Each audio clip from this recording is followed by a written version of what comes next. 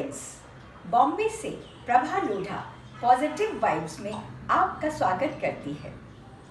आज एक नई सकारात्मक घटना के साथ यह कहानी 1938 की है। हंगरी के एक शहर में कैरलिन नाम का एक युवक सेना में काम करता था। वो वहाँ का बहुत ही मशहूर पिस्टल शूटर था। छोटे बड़े हर कंपटीशन में वो भाग लेता और वो सफल विजेता घोषित हो जाता था। लोगों को उससे बहुत उम्मीद थी कि वो अपने देश के लिए ओलंपिक का स्वर्ण पदक लेकर आएगा। एक बार कैंपस में ट्रेनिंग चल रही थी। उसके हाथ में ग्रेनाइट का गोला था जो अचानक फट गया। उसका एक हाथ जाता रहा। अब उसके पास दो रास्ते थे, या तो वो रोता रहे और वहाँ से भागकर कहीं अपना मुंह छुपा ले, या उस प्रतिकूल परिस्थिति का डट कर मुकाबला करे। उसने दूसरा रास्ता चुना। 1 महीना वो हॉस्पिटल में रहा, अपने हाथ का इलाज करवाया और फिर अपने शहर चला गया।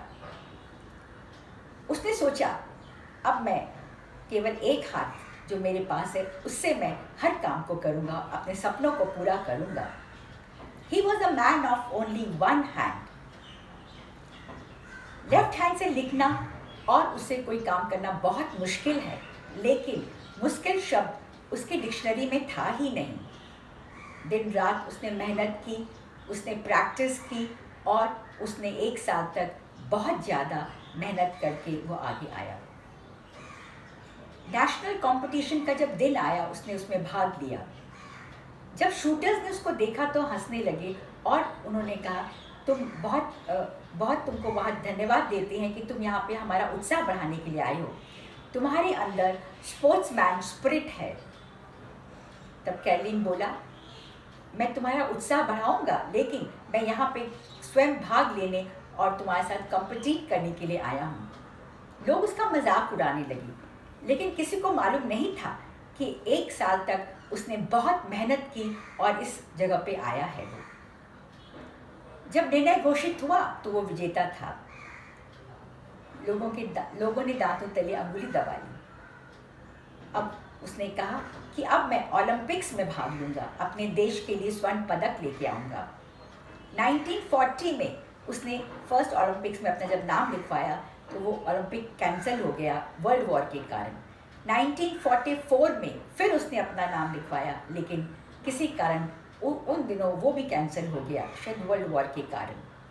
1952 में जब उसने अपना नाम वापस दर्ज करवाया, वो 38 इयर्स का था। 28 इयर्स में पिस्टल शूटर्स होते हैं जो काफ़ी मुकाबला करते हैं कंपटीशन का, उनमें जोर होता है, लेकिन 38 का होने के बावजूद भी उसके मनोस्थिति में जोर था, मनोबल उसका बहुत बड़ा था। उसने भाग लिया और वो स्वर्ण पदक उसने जीत लिया। यहाँ पर वो रुका नहीं। 4 साल के बाद 1956 में फिर उसने भाग लिया और वो फिर विजेता घोषित हो गया। कंसेक्यूटिव 2 ओलंपिक्स में स्वर्ण पदक वो हंगरी को लेके आया और अपने देश को गौरवान्वित किया। उसने तो इतिहास ही बदल डाला पिस्टल शूटिंग का। लोग अपने बेस्ट हैंड से कम्पीट कर रहे थे, पर he was the only one man with only one hand. उससे उसने कम्पीट किया और जीत गया। हम देखते हैं कि लोग आगे आने के लिए कई बहाने बनाते हैं। इस कारण हम आगे नहीं बढ़ सके, इस कारण हम कोई काम कर पाए, किसी ने हमारे राह में रोड़े अटका दिए, हमारे पास पूंजी न थी इसलिए हम व्यापार न कर पाए। लेकिन कई लोग कुछ न होते हुए भी जो उनके पास होता है उस चीज़ को लेकर वो आगे बढ़ते हैं और विजेता घोषित हो जाते हैं। हमें देखना है, कई लोग सीढ़ियाँ ऊपर चढ़ती हुई देखते हैं, कई सीढ़ी को नीचे उतरती हुई देखते हैं। हमें सीढ़ी ऊपर चढ़ते हुए देखनी है जिससे कि हम सफलता को चूम सकें। If there is a will there is a way. कोई ज़रूरत नहीं कि हमारे पास ये नहीं है वो नहीं है, जो है उसी को लेकर उसी से आप आगे बढ़िए और सफलता के कदम को चूमिए। धन्यवाद।